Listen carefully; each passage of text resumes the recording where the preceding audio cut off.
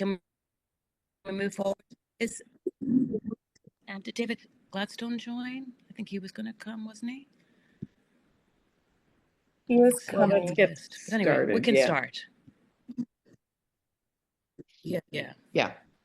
Okay, good morning, everybody. Welcome to the last meeting for the year. Hard to believe this year is over. It just flew by.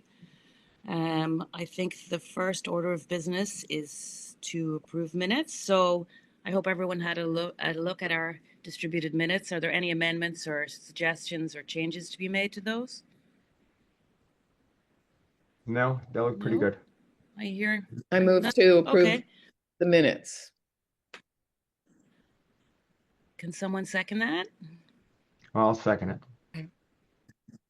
Okay, so let's take a vote then to approve the minutes from October 21st. I'm just going to go across my screen. And you're up first. Yes.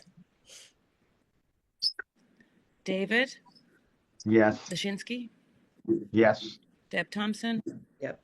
Yes. Chris Muddy, Yes. Melissa Goldman. I wasn't there. I abstained. Okay.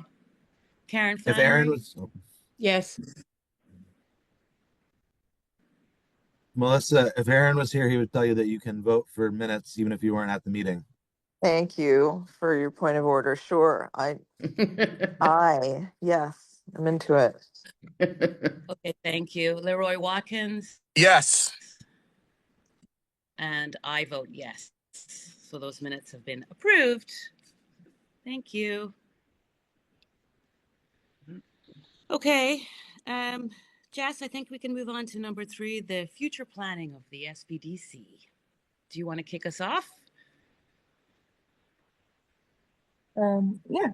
So with the ongoing staffing changes, part of the conversation that Meredith and I had with Ann and Ailish, which has been kind of an ongoing conversation in terms of changeover for the chair and vice chair and co-chair positions, just to make sure that there is succession planning of some kind. But we're looking to potentially change the schedule, given that everyone is very busy with all the ongoing things just happening in the world generally, as well as just the everyday business day-to-days. Looking to potentially maneuver the calendar instead of being every second Tuesday of the month to either doing a bi-monthly or a quarterly meeting, which would mean that we would either meet next in February or March, depending. If we do the quarterly meetings, it would be at the top of the quarter, so that way we'd be scheduled properly for reviewing warrant articles and having public hearings. And of course, there would be memos and other updates in between the meetings to make sure that everyone is still up to date, and we would be able to have additional meetings if there was something big coming up. It wouldn't be, we're just not going to meet again if something's pertinent to the group.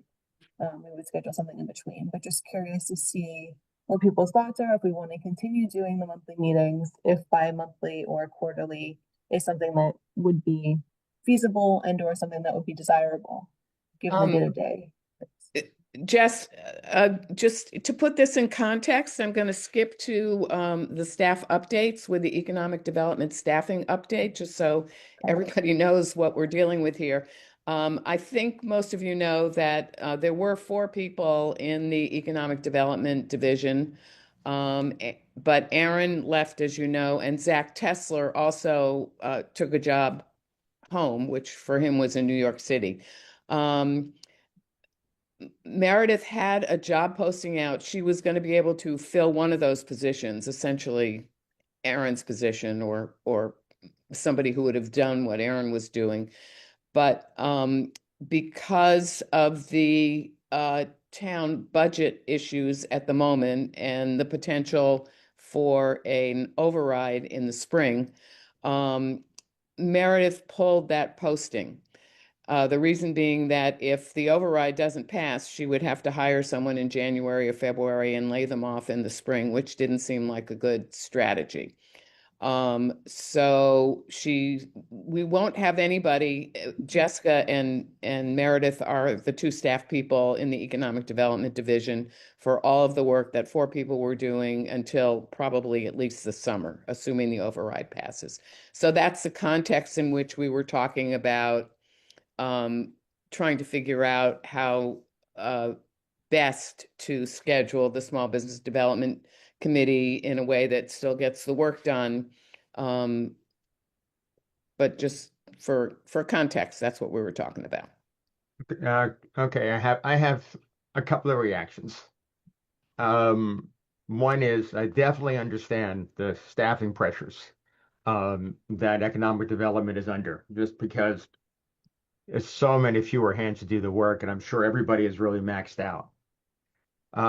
The concern I have with dropping the meetings back that dramatically, in some ways, is an acknowledgement that the Small Business Committee is not producing the results that I think we wanted, and that as such, it's not as important. And we may as well go back to just having a couple of meetings to see what's going on rather than actually be an advocate for small businesses.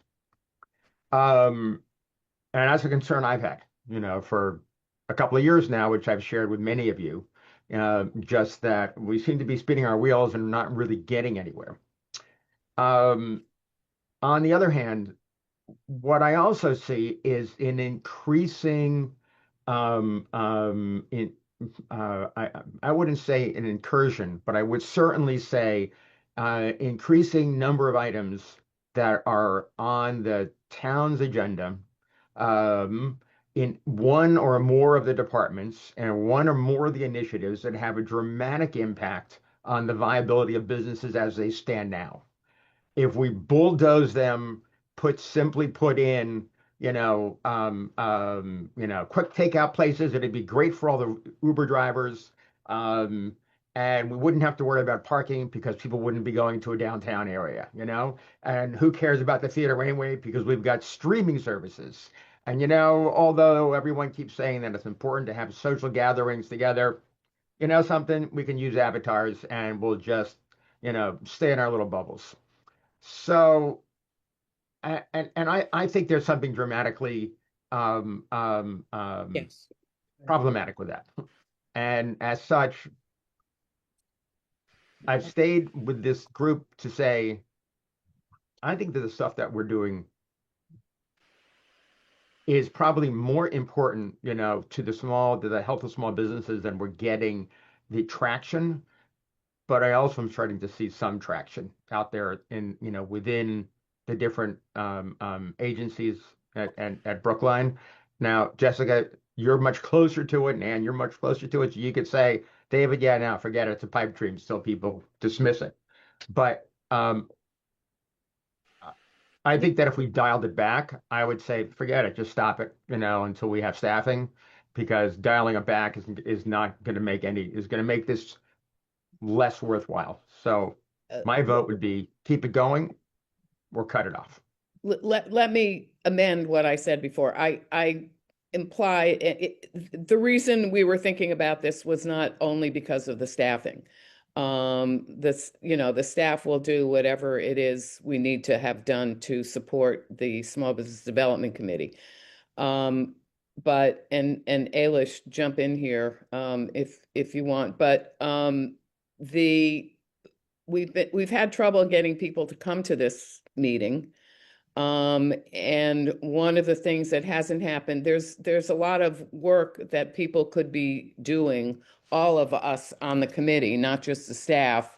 And David, you've done some of it, I know you'll talk about your meeting with the transportation people later in this meeting. If people can do that, if people on the Small Business Development Committee are willing to do that and reach out to people in town when these issues come up, I think that's terrific, and we should do that. And if that means meetings every month, that's fine. The question was, when we were doing the agenda planning, we sometimes don't have much to do. if there's more than enough to do that people on this committee are interested in working on. And we do have some empty seats on this committee, and we haven't been very successful at getting more people to join us, which is another issue. I think that's where this was coming from. And if there's plenty to do and plenty to talk about, that's fine. I was wondering, I just have a couple of, I don't know, comments or questions. I think I agree with what David is saying, is that it feels like this committee's getting some traction. And I feel like if we aren't here, then, if we weren't able to put our 2 cents into the lighting, thing that happened, and though it wasn't successful, our input into the Foie gras. agra, but it's also, being able to say no, like if you start taking away all our parking spaces, like, I think that we've had some important input. I mean, I haven't been on the committee that long, so I don't know sort of the historical input of the committee. But the other thing, and I understand that sometimes like there isn't a lot on the agenda. It's more just updates about a few things, and maybe those things are things that we can actually just do and read. I do a lot of going around the village and talking to businesses in the village and trying to get them up to speed on what's going on and things like that. But what was I going to say? One of the things that I've also thought about is that this committee seems to be reactive to what's going on. And is there something that we can do as a committee to actually help small businesses develop? Like that, instead of, I know that we're trying to make sure that there's parking, that there's, that things don't happen that affect us in a negative way, but also is there anything we can do to be more development based or more supportive, as we've lost several small businesses in the village? I'm just throwing it out there. That's just my. I agree with you, Karen, totally. We always seem to be putting fires out instead of actually getting ahead of the problem. Yeah. And I think with the downsizing of economic development, it's going to be very hard for us to get ahead of the problems now, because those guys are obviously working a lot harder with less resources. Yeah. I just think that there was a few reasons for us to do this, as Anne said. And I mean, I'm happy to keep going. The effectiveness of what we're doing is slightly just diminished when we meet and we don't have a lot to discuss. So I think that it also means that we'd have to come together as a group in a more proactive way to find issues that we're dealing with. And the one way of doing that is, just as you have said, by talking to your neighbors, by dealing with small businesses around you who have issues, and bringing those issues ourselves to the town. But I mean, I'm in a position where I feel like we've accomplished a lot, and I certainly don't want us to go away. I do, but we have some issues with recruitment. We have issues with ourselves not bringing problems to the town ourselves, because all of us are super busy. We're all business owners or spread thin. I know for myself, my own business is short-staffed. I'm working so much. It is hard for me to give a lot of energy to this as well as run my own business. And I think as we approach the winter, that will be a common theme for lots of us. Yeah. And it's just, how do we move forward in a positive way where we can make an impact without overloading our committee members, but still asking people to participate more, or you know what I mean? Or effective. So I have a question, and I'm not always sure about committee structure when it's town committees, but can there be smaller, I don't want to get more bureaucratic, but if this bigger committee doesn't meet more regularly, or, I agree that, we might not have to meet every month, but is there a way that you know, we could have a smaller group of just the Village, just Washington Square, just St. Mary's, you know, just Coolidge Corner, you know, be discussing the issues there that then get brought to this committee and see if it's consistent across all of them.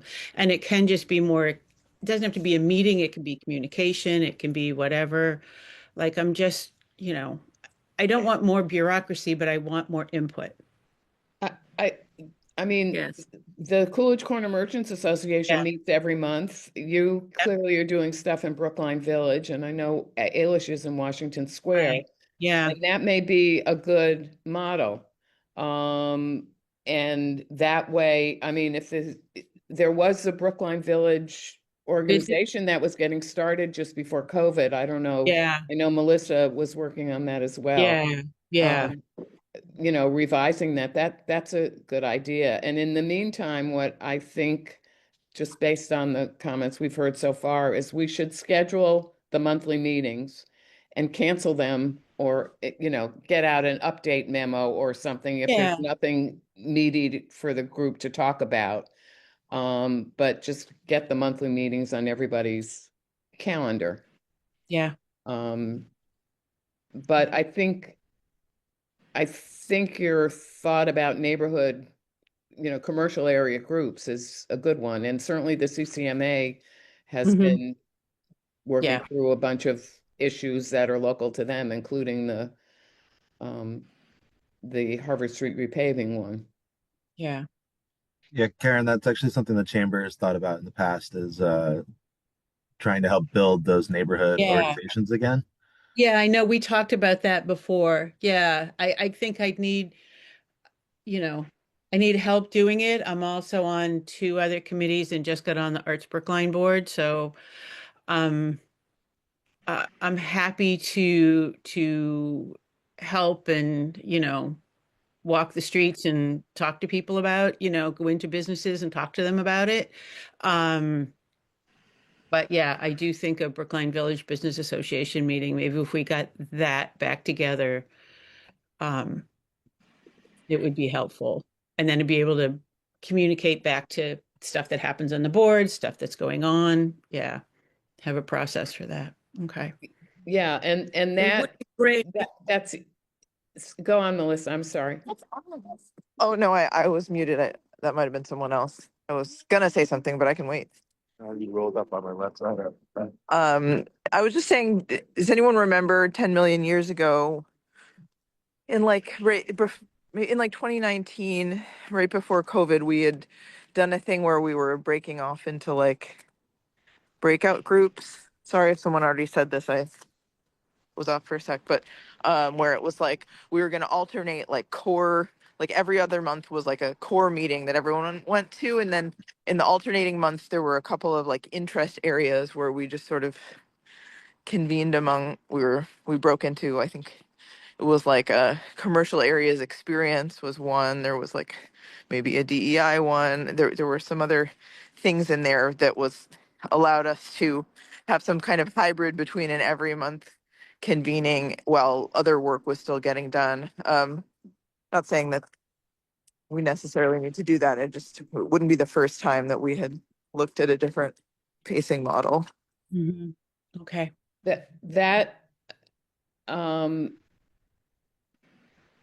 I don't remember that, but just one thing as you're describing it, if it's subgroups of this group, we have to do it so that we get a quorum. There has to be public notice. It has to be public accessible, all of that stuff.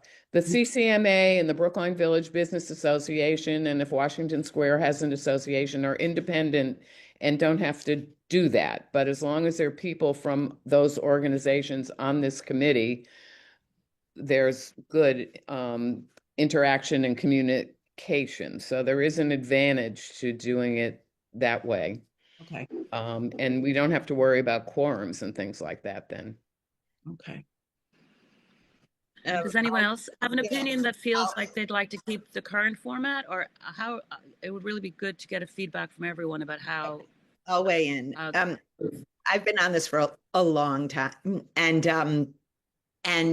I agree with David. I think that that to reduce the number of meetings, even though people might not necessarily know this and know that we meet monthly, and businesses might not necessarily directly benefit, which is another topic. I think by scaling back, we're sending a message. And maybe what we do is that we meet next, and in the new year, and we think about what does small business development mean, and we actually figure that out without it's obvious, right? Like, that the things that small businesses need. I think, and I've been thinking this since it's probably been 20 plus years, that if there was a centralized list of all of the businesses in this town, whether they're first floor or second floor customer facing, and we had a way to communicate with them, and they all joined for free. They didn't have to pay for, to be part of the chamber, which I think is a super, super valuable thing, but people just sometimes don't sign up. They're not members. Then we would have we'd have a way to get the pulse on, what is important to our businesses. We'd be able to share, new grants that are out there. We would be able to do surveys, and we'd have to be careful that we're not doing surveys so that we're promising things, through our committee. But I think that number, I think it's the number one thing that we should be doing in the town. I don't necessarily know exactly how to go about doing it. At one point, I'd suggested that we get the high school kids to go around to take a survey of who are all the businesses, first floor businesses. But I think that we got to think about, what does development mean, and how do we have micro actions that actually lean towards this. We don't have a newspaper anymore, right? We don't have a way to communicate. All we get is whatever Patch says. So what if we, had some kind of, constant contact newsletter that went to the small businesses in the town, that I think that we could spotlight businesses. I don't know. I feel like there's things that we could be doing that are small, low lift with big impact. Just on your last point, I hope everybody on this call gets brookline.news, and they and get all your neighbors to sign on to brookline.news. Sure. And they are happy, as I understand it. I mean, we can feed them stuff, and they'll publish it or print it, they'll and that is sure. I mean, their readership is going up every month, and that's a good way to get a broader base of people to hear about the small business issues. Maybe there's a section of just business, like Brookline News, Brookline Business News, right? And then we as a development committee, right, or somebody who wants to do, to have their business spotlighted, right? Like there's definitely ways that we could engage small businesses that give them visibility for the work that they do, community work or whatever they do, that they're sponsoring this, and they're taking the lead. I think we lost something when we lost the paper. I really do. And I think it really impacted the businesses. Yeah. Deb, do you get the chamber newsletter? Yes. The Business Blast goes out every Friday, and that's all we do is highlight members and businesses in town. So, but they're members, right? No, we allow other people to post in our newsletter, but it's primarily members. Yeah. Don't get me wrong. I think the chamber is incredibly important. I just think that if we could really focus on figuring out who all the businesses are in town, those are my two cents. Well, just going back to the staffing question, that's not something that's going to be on anybody's list for the near future. If there are people on this committee who want to take that on and, manage high school students, I mean, whatever, that would be great, but it's not something that's going to be on any staff person's list in the near future. It just isn't going to happen. Well, I have a question. Like, David, you must have a list of all the Coolidge Corner Merchants Association. You don't have all the businesses though, right? It's just the ones that belong to yours. Well, I have all the businesses in this area that have expressed interest in finding out what's going on. And I send it out to everybody. Hi, can you along fill with with summary minutes. regular? Thanks. Say again? I didn't hear that. I think Melissa was talking to somebody else. Okay. Oh, okay. I sent it out to everybody, whether or not they're a member, to get the Yeah. news about what's happening. How did you get your list of businesses?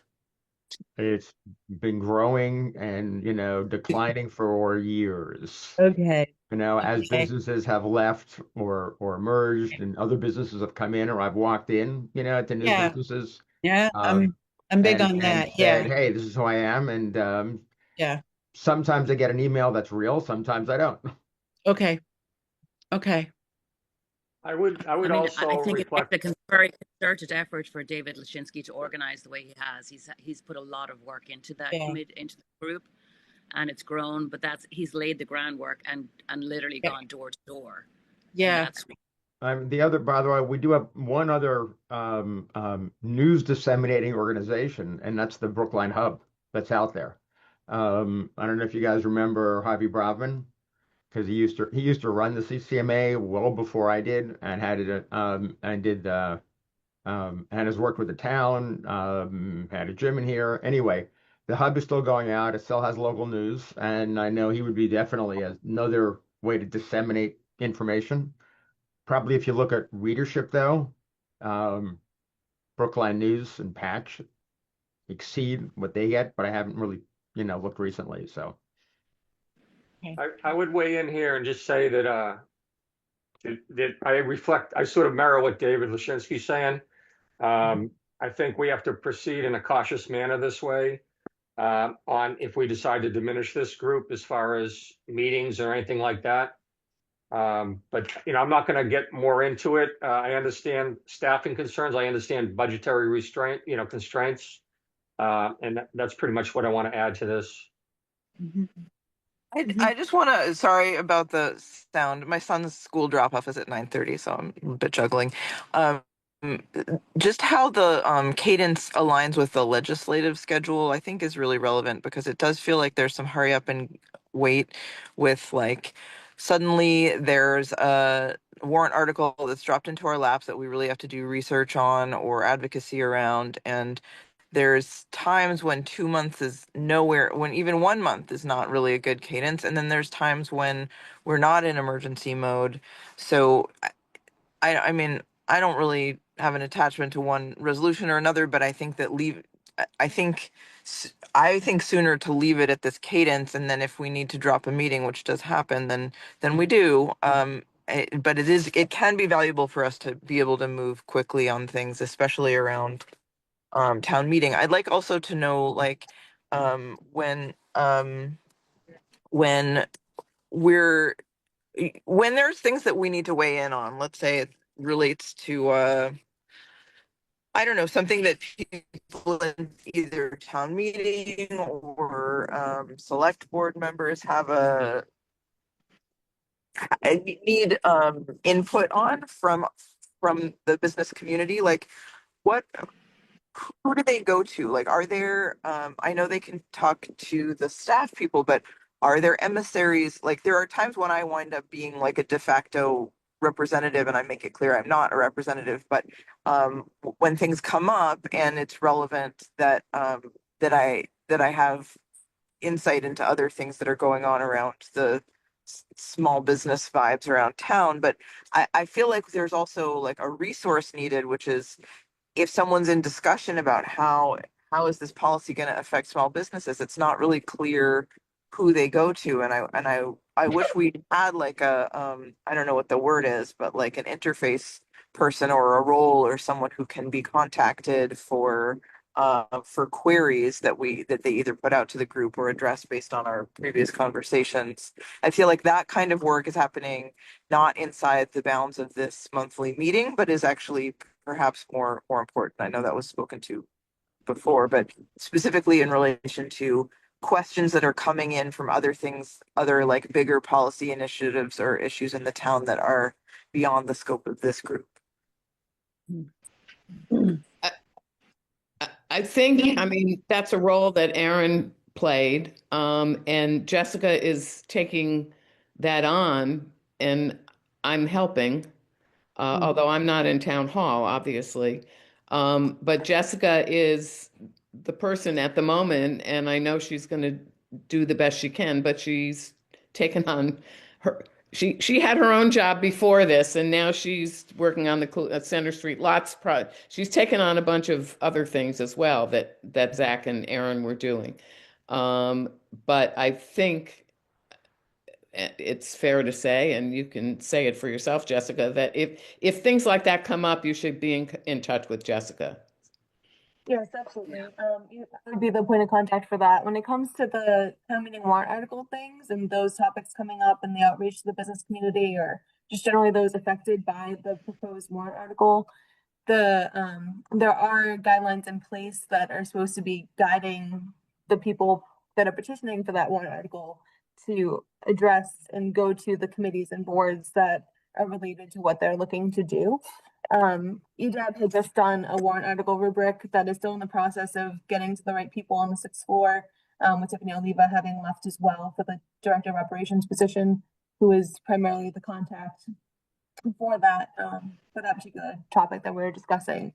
It is something that is being more broadly discussed in terms of how to make it a little bit smoother and how to make sure that all the petitioners coming in do have set guidelines in terms of not just figure out who the boards and committees are, but these are the boards and committees for these particular topics. Here's the way that we want to move about it from here on out. But in the meantime, yes, I would be the contact for anybody that needs assistance to figure out what the next steps are. If somebody here does want to be included when something comes up and wants to be able to disseminate some information, happy to collaborate with you. But with all this discussion, I love all the feedback that's been garnered so far. And it's certainly not supposed to be, we want to meet less because this committee isn't important. Is more, we're talking about the fact that everyone's schedule is very hectic. As Ann said, there's been some difficulties getting people to be able to commit to attending, and that's just a general day-to-day things come up. It's an odd time of day, plenty is going on. We can certainly make the month-to-month happen if that's how we want to proceed. We do have to have the meeting minutes and things done. One of the things that was pitched during the internal conversations was potentially having somebody help with meeting minutes, if that's feasible. Otherwise, that's fine too. Just keep it short and sweet, but we do have to have them done within a certain period of time in between meetings.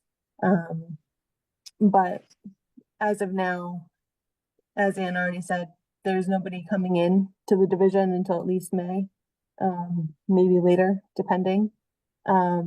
So happy to do whatever you guys need.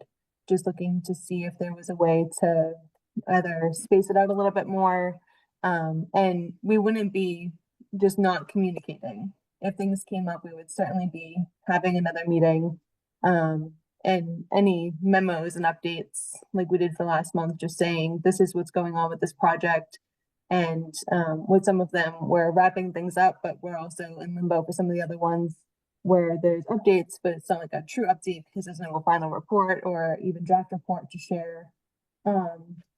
In terms of the discussion about figuring out who the storefronts are and having that contact information, one of the things on the agenda today, which I'll talk more in depth about later, is the vibrancy report. We do have a list of all the ground floor retail locations that have that on-street access that we can see with the eye from the street. That we do have a list of. We don't have contacts for everyone, but we do have a list of all the businesses. One of the things that tends to come up when it comes to trying to figure out everybody's email address and getting people to sign up, the town does have the newsflash, which is what we rely on most for getting the information out for anything related to town business. We do have one specific to the business news, and arts and culture, those kind of things that a lot of you are already on. We rely on that more heavily for people to be able to just sign up themselves. It can be very difficult to stay on top of everyone because there's a lot of moving parts. And when we go over the vibrancy report, you'll see there's a lot of changeover. So within a year, we've had numerous businesses change hands, and it's not usually vacant for long. It's just a quick turnover. A lot of them are very similar business styles, just taking over the same space and using it as it was, which just means that there has to be a lot more interaction, and maybe it becomes a yearly thing as part of this where we've identified the new businesses. But depending on what your bandwidth is, it can be a lot to take on to try to go door to door. And I certainly appreciate it because it'd be great to be able to outreach to everybody. But just a little caution because I did try to do this myself in one of my last roles, and it became very a heavier lift than anticipated just because there's a lot of people to talk to. There's people in multiple roles that might want to be involved, and then there's corporate folks that don't necessarily want to give all the information. So it's up to you guys, but I just wanted to throw my 2 cents in there. Hey, Jessica, just a friendly reminder, I have a hard stop at 9:45, so if there's a quorum needed for the minutes, I don't mean to change the subject or the channel, but I just wanted to give you a reminder about that. We did that before you got We on. voted Dave. on it. Yeah, we did. So we're all set. Thank you. Okay, thank you. Yeah, Well, and I it believe sounds to we'll me still like have the a general quorum. sense I'm getting is that people would like to stick to the current schedule. Is that right from everyone? Yeah. Yep. It sounds to me like that's the way it goes. So then I guess I feel we may want to change our approach in the sense of maybe we need more of a group effort in trying to figure out issues that we could discuss that would be more impactful rather than the issues coming from town staff to us. I think we might need to really go out and find the issues ourselves, as I think we've all kind of discussed.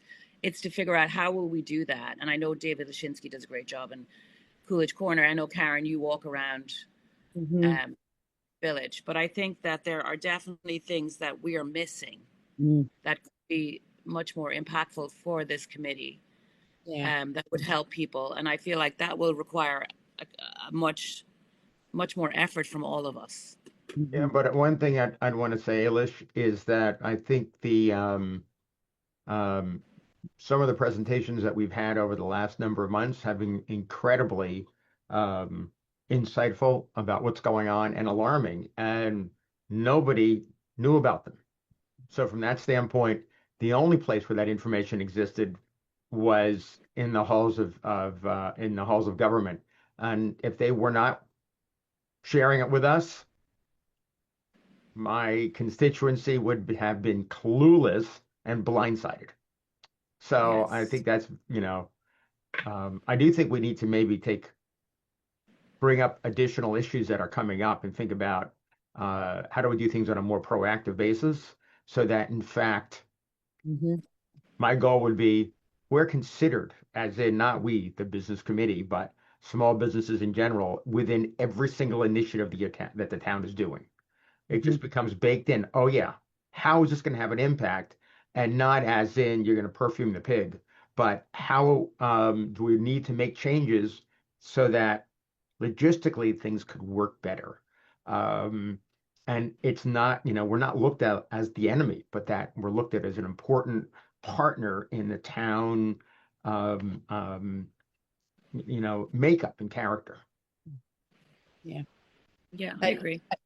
I agree, David, and this is where it sort of comes to somehow figuring out maybe by area, business area, but like the actual number of small businesses in this town, because it's not just the ones on the street, but the second, third floor ones. It's amazing.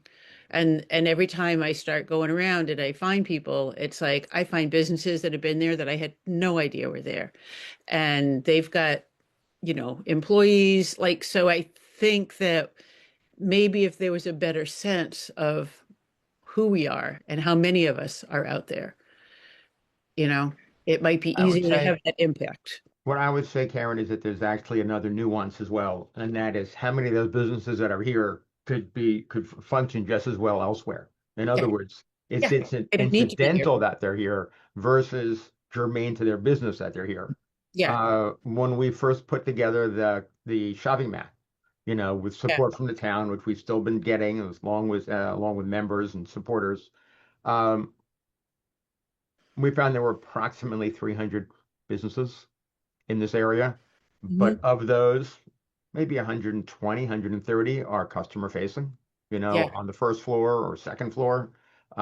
Everything else is, there are law firms, there are dentists, they're sole practitioners of one thing or another, Yeah. That could be anywhere, but they're Right. located here because of the access to, great places to go for lunch, Yeah. a nice place to take a client, an easy commute because we have such a great transportation hub.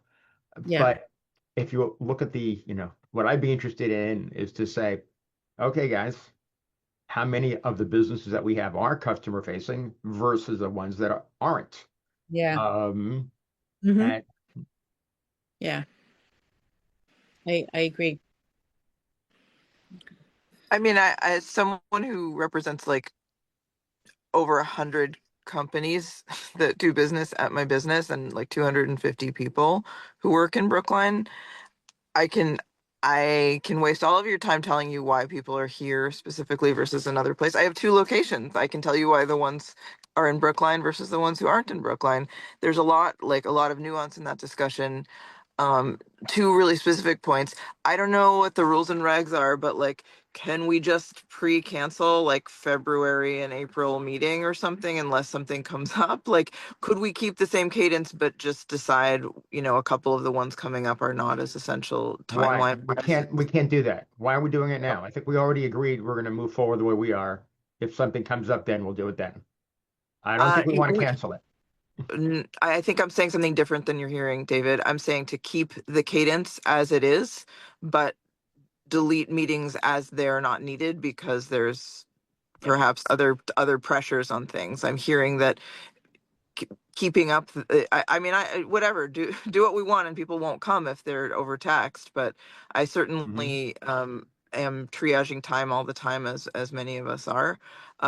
If there's a feeling like the time pressure for staff and for participants is too high, then another approach I'm saying is to keep on the books. I don't know what are the rules about keeping it on the books, but then canceling if there's not a feeling of urgency. Um, that's one thing we could do without having to. I think it's harder to say we're going to every other month and then propose to bring it Yeah. back to every other month later. That's harder to do in terms of consensus building. But I will We, I'll defer to whoever wants to whoever has the bandwidth. we can do that, Melissa. We can cancel a meeting. That's been, I mean, we can schedule now for whatever we are, the second Tuesday of the month. And throughout the year. And then if we don't have anything to talk about, we can cancel it. That's fine. Yeah. Mm-hmm. And then to the other point of the business census, which I do think, it's come up a lot. It's clearly very important. I think we the useful observation is that this would be really great to have. I think it's an open question of whether the town, capital T town, should be the one who has that data or not, or collect that data or not, because let's say in my ideal scenario there was an email list and we could push out, or a Slack or whatever, and we could push out like a quick 30-second survey on one topic once a week that's like, how's parking, or how are your rats, whatever it is, like uh, the mode of communication. If we had easy access to people, we would probably find creative and different ways to access that data, or put together the things we need. But it's a lot of pressure on Jessica to be like, okay, how are you managing this database, privacy considerations, even just like what rises to the level of an appropriate question being asked. So I don't know. It's like it's a lot of pressure to put that on official town business. Yeah. I'm not clear who else would do it other than, I guess, the chamber, but that's not really in the chamber's that's not part of the chamber's specific mission either. So even if we all agreed, like, we're all part of this Brookline business constituency and we want that information, I don't know um, who should be gathering it, and then along with who gathers it, like what restrictions there are on using it for the things we want to use it for. I'm not trying to get in the way of it. I'm trying to think of how do we clear obstacles so we can gather and use that data effectively. Well, just to be clear, the town doesn't have the data. If you need a license to open up a business, or if you're a restaurant and you need a license, Or if you need a variance or something, the town knows that you're coming in. But if you're in a second floor office and you're leaving and another, the landlord's leasing to somebody else, the town doesn't know that. So we're not talking about publicizing a list that exists. We're talking about gathering it and maintaining it. Which is one reason why it hasn't happened. I mean, Deb's been asking for this for years, and it just, and I think I've mentioned at the beginning of COVID, I was asked, and I think a couple of other people did it as well. It was to landlords. We were calling landlords to tell them that the town was allowing them to pay their property tax bills late. I think that's what it was. And the list that I got from the town, and these are people who presumably pay property taxes, was, I'd say 50% of it was bad, or I didn't hear back from them. I was making phone calls to people. And that's a list that, again, that the town communicates with them at least twice a year with their tax bill, or 4 times a year, whatever it is. So there's a lot of movement in this industry, and it's hard to keep track. Yeah. But basically what we're talking about is developing a list, not using an existing list. Right. Yeah. My question is just who would develop the list? That's sort of all I'm asking. Well, that's the question. And the answer right now is certainly nobody at town hall. Right.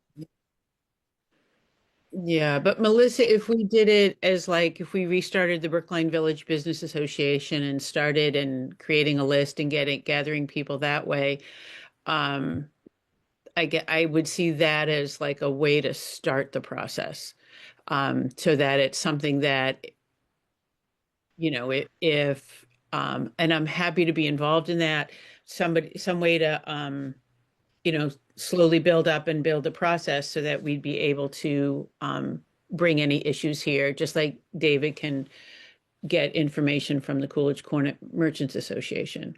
We're not going to gather the outliers, but at least we'd be getting people from the business district. I mean, the problem is we with membership recruitment, we don't have a St. Mary's representative at all. And so for people to go down and collect that information. Washington Square, for me, a lot of the corporate entities don't want to give out emails. They're not community or interested in any sort of subject that we would discuss. They don't seem to care. But it wouldn't mean a concerted effort from everyone. It wouldn't, and I just don't know, do we all have the time? Everyone is the question is, so the time is one thing. I think this could be done. The question is, what are we going to do with it when we have it? And what incentive does the business have to put some email on it, right? Or some way to communicate? Is it a campaign of, a sticker with QR codes that just, that gives some kind of incentive? You scan it and you're automatically, included in this list, or you sign up quickly. What as the business development committee, what benefit will these businesses have by engaging? What we offer them, and if they don't sign up, they don't sign up. I mean, it's I think that because when I go into businesses and talk to them, most of the small business owners have the same complaints, whether it's about traffic or parking or rats or whatever, and they have no one to talk to communicate with. So I think that we could say, listen, this way, when something's going on with the town, you can be informed. If you have an issue, you can bring it up to the group, and if it's something worth bringing to the town, we can be a conduit for it, but we're not going to solve anything for you, whatever, but we can help your voice be heard. I think the other positive, it's like when opportunities are presented, with not a sales type of thing, like new phone plan, for your, POS system. That's not what I'm talking about. But yeah. What were you going to say, David? Sorry. I think what would be very helpful to know as well is how the town gets its revenue. In other words, how important are the small businesses to the town? And even if we don't know who they are, and we certainly have a hard time getting a handle on how much anybody's getting, on, something as silly as, tax-free weekend. Is there a way from town coffers to say, oh, percentage of our business that comes in from, business taxes, sales taxes, is, this percentage of the budget, versus non-business property taxes. Mhm. In other words, how important are we to the town? I believe that the sales tax revenue you can get, it's like from a year old, but I'm not sure that you can figure out how much of it comes from small businesses. It comes from, the data comes from the state, and unless they've made it better than they used to when I was at Downtown Crossing, it's a number. Right. Yeah. And I It's the guess same. all I'm looking for is, You can't even say how much of it comes from Brookline Village versus Coolidge Corner. I don't believe it. Do you know, Jessica? I think it's a number. Yeah, it's just one number for sales tax, meals tax, and it's broken down by the type of tax, but you can't see it broken out by the type of business or anything.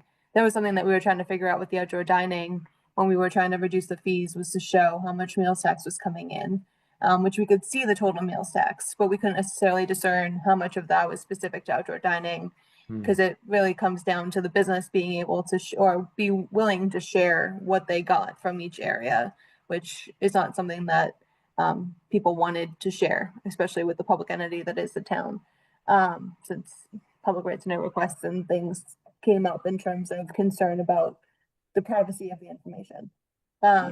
So we do have numbers, but nothing that can discern who it came from specifically.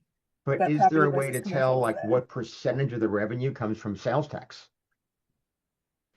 For example. Should be, yeah. It's broken into categories: sales tax, meals tax. Yeah.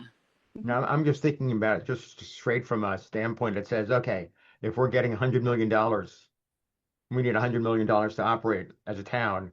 And of that, we're getting, 65 million in sales tax. It says people that collect sales tax should be pretty important to the town, Yeah. Well, there's also commercial real estate tax, and that's a Right. really thorny thing of privacy wise of who's paying it. But let's just say that whether it's being paid by the individual small business or the landlord, commercial real estate tax. I mean, I'd like to know what is the number that commercial real estate tax provides to the town. Yeah. Again, it doesn't matter who pays it right now. I'm just trying to get a feeling for how important we are to the town. And that might go back to answer, Debbie's question, or to say, what's the value proposition to get this list and develop it further. Yeah. Yeah. I feel like we're way behind on our schedule, Yeah. our agenda. I have a 10 I feel I was Yeah. just going to ask whether, because this is a really important conversation for us to be having. Jessica, is there a reason to do the commercial area vibrancy this month versus waiting? Is there some decision making or anything that needs to happen? No, we can hold off. The only thing on the rest of the list for today's meeting is that we would need a vote on is the annual report for select board. This doesn't have to be a presentation like it was last year. It'd just be a brief memo, just summarizing what SBDC has done for 2025. The vote being just allowing Ann and Eilish to work with me to draft that memo to send to select board, which we can wait until next month if you guys want to review it first, but just to allow us to move forward with that process. And when is the report due? I think it's By April, isn't January. it? I'm actually no. not sure what the full deadline is. It's an annual report for this year, so I think January or February is fine to get that in. Okay. Then we can weigh can in I on how housing, happened in the rest of December as part of that report. Exactly. Yeah. Can I just jump back to the chair succession planning discussion? Sorry, I'm going back. I'm just putting this out there. We don't have to focus on it, but I have been the chair for 3 years almost, which is Wow. shocking to me. Wow. And Thank I you. feel like, no, it's been great. I'm really enjoying it. It's really great. But I do think that and I think Anne would agree with this, every committee should have fresh blood in the chair at some point, and that it brings a different perspective and energy, a shared responsibility and diversity to any committee to have a chair kind of rotate. So I'm just putting it out there. I'm not leaving the committee. I'm not saying that's what's happening. I'm just saying I would like people to think about whether they would like to step into the role of the chair and the vice chair, maybe. Anne. Anne is stretched with a lot of responsibilities. So I don't want to speak for her, but I think it's important for us to consider as we move forward with this committee too, that it may be something we want to do. Is that okay with everybody? That we think about that? Absolutely. And I know everyone's under pressure, but I'm just putting it out there. So back to the agenda, Jessica. And just something to add to that, if a new chair does come on, it would be for about 2 years for a length of time would be the recommendation. Just that way we have time for staff to get the new person onboarded, and that way it's not a quick turnaround where every year it's a new person. So figure if you do want to step up into one of those roles, it'd be 2 years for a stint for that role. Can you remind me how we recommend new people? I might have found someone to join the committee. I won't say, but who do I just email Jessica, who's already has way too many responsibilities to deal with this? Is that what I do? Yeah, you can send it to me, and then there's a online application process online that they can go onto the Small Business Development Committee website and choose to apply for the role. But if you let me know who it is too, I can make sure that they get that link, and then also make sure that the sixth floor is aware that that's coming in, so we can then get the copy of the application, which will then go to Anne and Neelish for review to decide whether or not to have them do the interview process to the select board, which it sounds like we would automatically do. One question last of mine is there an AI policy for minutes? I'm just thinking about like workload stuff and how we deal with it at my organization where, whatever, Gemini listens to our meeting and then provides a draft that humans need to review. But is there a policy in town about the use of labor-saving AI as part of committees? Yes, the IT department just did a policy for AI that we have to have special permission to utilize it for our minutes. Right now, we don't have permission. That is something that I'm working with Meredith and Kara on to add us to the list. They're basically doing a test group to have it, and then we'd have to specially say that like this was generated by AI and edited by so and so. But as of right this second, we don't have permission to do that. But I am in the process of trying to get added to that list so that we can do that, which will make things a lot simpler. Yeah. Good. Thanks for your work on that, Jessica. Yeah. No That's great. And I do have a transcript and things that's generated from these meetings that I use to make sure everything's incorporated. But right now it's by hands. But hopefully by next month, we should have the rights to at least be part of this test group. Great. That's great. Okay.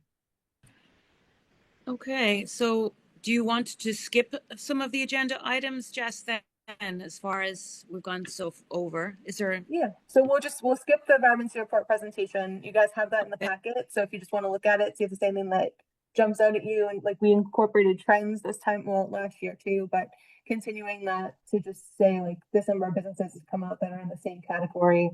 So if there's anything that you think should be changed or anything that you see that might be something worth adding, let me know, but we'll postpone that for next month. The staff updates are going to be really short and sweet. I can run through those, but the most important thing right now is just doing that vote to allow me to work with Anne and Neelish for the annual report memo. So just a motion to so can someone bring forward a motion to allow Jessica work with myself and Anne on an annual report to present to the select board, please? Motion. Yeah. Seconded. Okay, thank you. Can we do a vote then, Jess? Yes. I'm going to just call on my screen. Ann Myers. Yes. Melissa. Yes. Chris Muddy. Yes. David Lashinsky, Yes. and Leroy Watkins, I think, is there. Yeah, sorry, on my phone. Couldn't find the unmute button. And Karen. Okay, and Karen Flannery, are you still Yes. there? Yes, I am. Yes. And I vote yes. Okay. Okay, so we will prepare the annual report. Thank you. Thank you. Anything else, Jess? So we Do you want touched to upon. David, I wanted to ask David, I'm so sorry. Did you want to update us on your meeting with the transportation board? That was recording, Yes. or no? Or did Oh no, I can give a very quick update. I think most of you probably saw the letter that I drafted and then sent off to them regarding the project and how difficult it would be. I spoke to the number of folks on Harvard Street that would be directly impacted. They were totally blown away, horrified, and said this is going to have a major impact in the business. Can I just interrupt you for a second in case everybody Yep. doesn't know? David's talking about the repaving of Oh. all of Harvard Street during the summer. Yeah. So initially, the project had been conceived of as a single project, basically throwing the entire street out of commission for 6 to 8 weeks during the almost, the beginning of the summer and the busiest time of the summer in many ways, which would which they would not be able to recover from until next year, because at that point in time, it would be too late in the season to do anything. Wow. The transportation board has since come back and said, oh, maybe we could break it up into a couple of different sections or segments. They initially proposed doing it and breaking it into 2. I asked if they could possibly break it into 3 and think about doing it in intelligent sections as opposed to simply, dividing it all equally. And I'm yet to hear back, from where that is. And these conversations, by the way, happened after I had the initial call for a meeting, and so we're still trying to find a good date for everybody to get together. As of 2 weeks ago, no bids had actually even gone out, and they are not planning on being, sent out until January. So there was, they said this is one of the things they will be discussing with the contractors. The other issue that they raised was more of an environmental, weather-related issue regarding freezing. And I said, guys, we haven't had any freezing in March, like from a pavement perspective, for like at least 10 years. So, which they agreed. And they said, okay, maybe we can do something like weather permitting. They would encourage the contractors to start in March or more like April rather than waiting until Marathon Day at the end of May. And that would have a huge, result. So Yeah. that's where we are. Oh, well done. You Thank got somewhere. Well done. One question, David, do you know whether they're putting anything about this in the bid documents? In terms They of, said they were going to be putting it into the bid documents. okay. Now, again, they haven't circled back to show it to me. But there was certainly at that point, they'd had a discussion with, who's the commissioner? Dan Bennett, the building? No, above Dan. Aaron Shute, you mean? Yes. Oh, So Aaron. they had a discussion with Aaron about it, and Aaron said, oh yeah, let's like at least break it into 2 pieces. And so I, said, could we do it in more? And that's where I haven't heard back. So I was gonna. Jess, do you circle have back. access to the bid documents before they go out? I don't usually for the DPW projects, but I can bring it up at our next transportation meeting that we have bi-weekly with them, which will be next week, to see what the status is and make sure we have an update on that. That would be great, because I have been speaking, to my constituents, and this is such a busy time of the year that I really can't, I may just talk with them about saying, guys, here's the name of the person to talk to. Have at it, Yeah. and have them all talk with them individually instead of us going in as one group. And that might Right. actually be even more effective. And who's the So. person at transportation? Dan. Dan Which Martin. Dan? I'd have to look at my notes. It's Dan Martin, if I'm correct. Yeah. Well, I think great, because I have to tell you, it really destroyed our summer business in Washington Square last summer. Yeah. And for all of us, it was very impactful in a very negative way. So I think getting ahead of it now is great. Well, I know we had impacts here in Coolidge Corner. You know, it did the same thing here. There were no outdoor dining facilities. You know, I had customers that were regularly totally irate that they couldn't actually play games on the street. You know, and I said, guys, it's not me. We'd love to do it.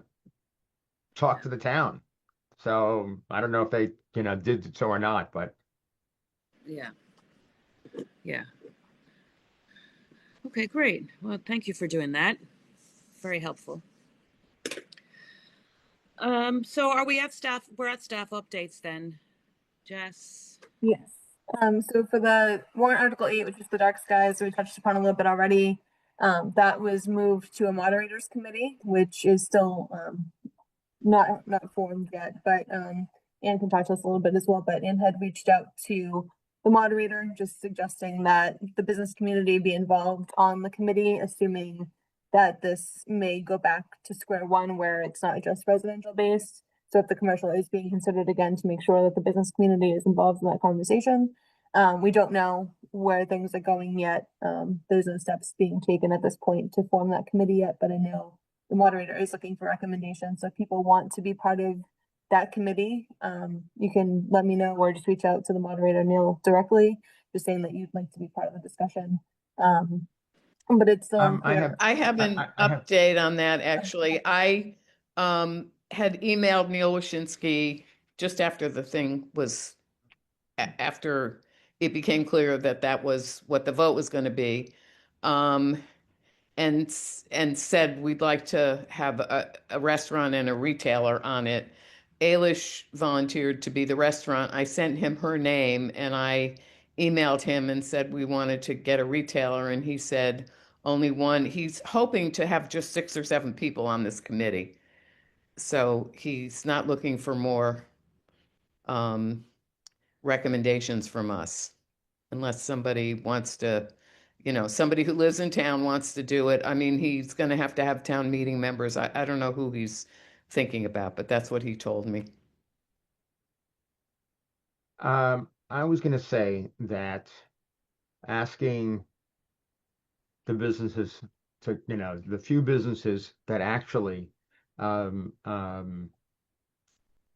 meet the qualification to participate in one of these committees, it is self-defeating because we can't do it. And we're too busy. We're, you know, as it is, people are, you know, as you pointed out, Jessica, from some of your work before, it's kind of like, it's like almost worse than herding cats.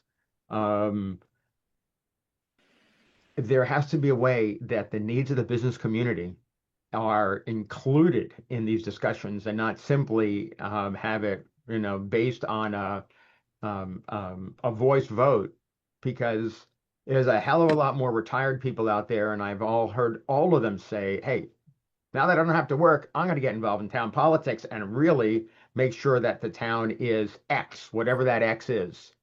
We cannot keep up with that. No, I agree. And it's got to be a how do way you- to figure it out. How do you get people to understand the issues if you're not there to tell them about it? That's the problem. I mean, don't know, I've learned you so know? much about your issues from being on these meetings and stuff. I don't have a business unless you, and I mean you collectively, I'm not talking about you, David, unless you all educate me and other people in town, we don't know. Is there a way to have representation on other committees, or is that just spreading us too thin because there's so few of us that are out here able to do this? The answer is yes, there is a way, depending on the committee. And I'm not sure which committees. I mean, there are a lot of committees. Yeah. Yeah, I know. Yeah. Oh, I know. It's a problem. It's a problem. And I recognize that and certainly acknowledge that, yeah, a lot of folks don't understand what the issues are until you've been in it. And yet that input doesn't often get, easily encompassed in the overall, planning and warrant articles that come out because it's folks may not be aware of it. So does this One of the things, and Yeah. Jessica, maybe, I don't remember if you sent the matrix that we did to the Small Business Development Committee. Did you? Okay. Yes. So EDAB, after the foie gras thing, EDAB did a whole list of things that people who are submitting warrant articles that have anything to do with business in town should think about, basically. Yeah. And it was a pretty, we tried to include everything we could think of. And it was sent out to you a couple of months ago. And if you have any comment, any things you want to add to that, we can do that. As Jess mentioned, it's up on the 6th floor because that's where warrant article things go. And we're hoping that people are going to be being asked to use it for the next town meeting cycle in the spring. I like that idea, and like almost like a small business impact It's a statement. checklist. Yeah. Well, not small business, it's any business, but a business have you assessment. have you talked to people in business? Yeah. Just some basic things which they didn't do for warrant article 8. Yeah. And it's a checklist, and it turns out, and again, it turns out that the advisory committee, theirs was less specific to businesses, but they have such a checklist that they've been using, which I never knew before. So, but you should take a look at that and see if there's anything we should add to it. Jessica, can you please send that out again? Yes, I will. Thanks.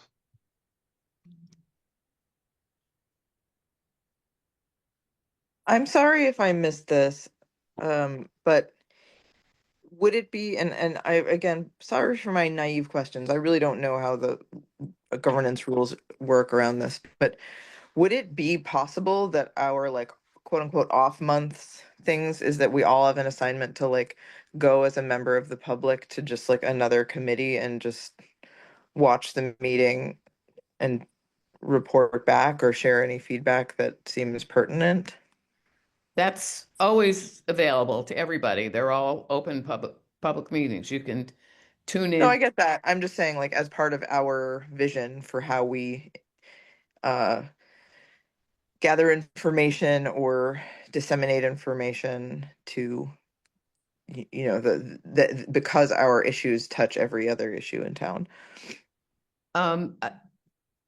Yes, I mean, I think that's a really interesting idea, but it's not going to be every other month. It's going to be, and I think we're going to get to the parking studies. I mean, if somebody volunteers to keep track of such and such an issue, they're going to have to go to all the meetings, not every other month, or at least, keep track of the minutes and stuff in order to be able to report back. But that's a good way to do it, if people are willing to do it. It's very time consuming. I will say that. Yeah. Yeah. Yeah. What's next, Jess, is the parking studies. Do you want to give us a quick update on that? Yep, so just a brief update. We are looking at getting the recommendations by the end of January, with the report coming out in the early spring, probably around March or so. We are wrapping up the focus groups now. We're doing resident and business focus groups. We did a Brookline Village focus group, which Melissa and Karen were part of on Friday last week. We have we just did the Washington Square residents yesterday. The Brookline residents is today, and the Washington Square businesses is Friday. So just gathering more additional feedback on top of the surveys and things is the final leg of the public engagement pre-recommendation stage. And then there'll be a little bit more public engagement after the recommendations come out before the final report is officially drafted, just to make sure that everything is incorporated. But that is in the process of being wrapped up. And then for the Center Street lot study, same kind of thing. We're wrapping up the final report.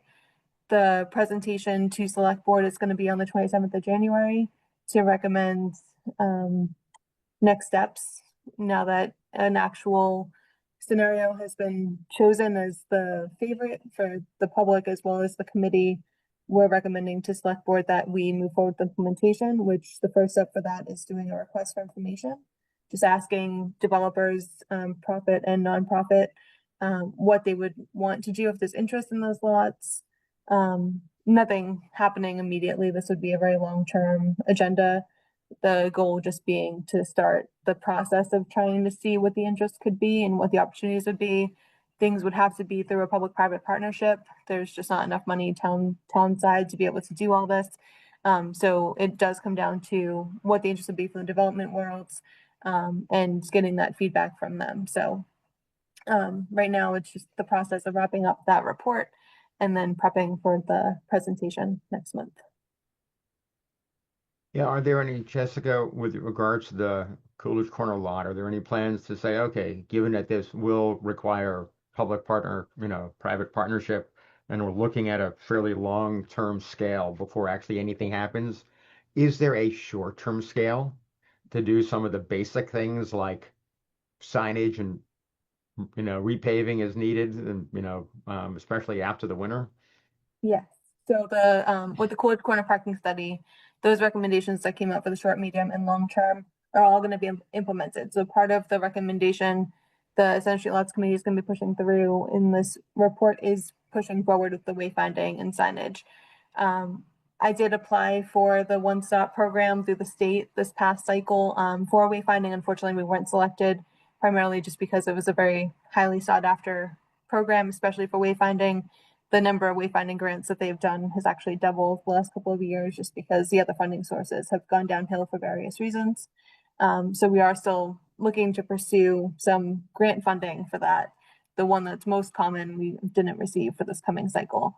However, we are looking to prioritize that, and Select Board does have that in their strategic plan goals for the next coming fiscal year. So it is top priority to at least get the signage in there and the other recommendations within the parking study, as well as these other two parking studies as well, which we're anticipating will have a lot of overlap with what was recommended for Coolidge Corner. So yes, we'll be making sure that the lot is upkept in the meantime, but trying to pursue this as we move forward. We weren't really anticipating that there would be a consensus on what should be done with Center Street lots, because this is not the first time that this topic has come up and that it's been studied. It usually just ends up at a dead end. So just looking to see what the opportunities could be, but nothing is happening at this point. Development wouldn't happen for at least another 5-10 years, most likely, because after the RFI, we would have to figure out what rezoning would have to happen, if any, to make the things happen that the developer would be looking to do, as well as potentially doing a request for proposals following that whole process to actually start cementing what the plans would be, what the price points would be, and then, of course, trying to figure out financially how that works for our side as well as the developer side. So lots of steps to come, but we are looking to hopefully make that next step if Select Board agrees. Okay, great. Thank you. Can I go back? I've been just thinking about what Melissa said.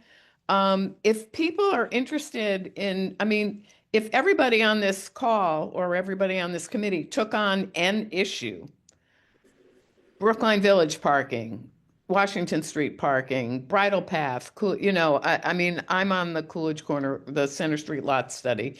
In terms of following it and trying to get information about it, that would be a way to be able to get information back to this group every month. Just think about that. Now it's not the right time of year to do it, but in January, when you have time, maybe in January at our meeting, we can have a list of the projects or the issues, and people can sign up to deal with one of them. Yeah. That may be a way to accomplish what Melissa was talking about. Yes, great idea, Anne. I'm on the Bridle Path for Washington Square, the Design Review Committee. And I was at the presentation in Driscoll School, and I was the only business member from Washington Square that went. I was quite shocked. And I'm so glad they're doing the parking study in town, because the parking study done by the consultancy group stopped at 7 o'clock every evening. So when you stop collecting data at 7 o'clock for a neighborhood that is majority restaurant based, it really does not represent the needs of the businesses whatsoever. So I was so glad I went, because I complained so much it was ridiculous. So it is important that everyone takes something, for sure. It would be a great way forward. Yeah. Does that accomplish what you were trying to get at, Melissa? I don't know if she's there. I'm here. I mean, I think even if it was a matter of just reading the minutes and bringing back and being like, hey guys, I think X issue might need to be something on our radar that wasn't on our radar. Like, I think I'm mindful of like not putting too much homework on people just because I myself can't handle it. So I imagine I'm not the only one, but if we were to kind of think about it as like net zero work, and we're taking it out of somewhere and putting it somewhere else, but just even if each of us just read monthly minutes from the relevant committees, and just to have like spidey sense, I do think that would at least keep us, we're always talking about how to be most effective with what are the issues we're looking at, and the question of being reactive versus proactive. We're mostly often reactive based on other, warrant articles or other issues that come to us, but this also could give us a way to kind of analyze, or just have vision to what are our priorities. I think it would be useful, but I'm open to different ways of approaching it, but I don't really want to take on, not want to, I'm barely able to take this on, so I wouldn't want to sign up for more workload than, an occasional going to a meeting, or a monthly reading one set of minutes. Okay. Just on the reading one set of minutes, we just approved our October minutes. And actually, this committee gets them out more quickly than other committees I know of. But every single public meeting is recorded. And you can always, skim through watch it. It's all on the town website. Yeah. So, and those Great go if we up can pretty. have AI it'd be great to have an AI just do a quick summary of them. Exactly. Well, And no, maybe literally, I mean, I'd like to know, it would be worthy to ask, whenever these things are recorded, there is a transcript. Do we have access to the transcript? That seems like an accessibility matter that aside from my needs for this committee, really ought to be there. Is that something we can push to enable? Because if there's a transcript there, you can put that into your own AI and have it give you whatever, however your workflow is, like people can deal with that their own way. But Jessica, do you know if we can see the transcripts? The way the transcript works right now, it just comes up alongside the video. I don't know about a downloadable version of it, but that's usually where the actual minutes themselves come in. But I know that the transcript is built into the recording. I'm not sure about an actual transcription list. Can you find out whether they're downloadable? Yeah, That's a great idea.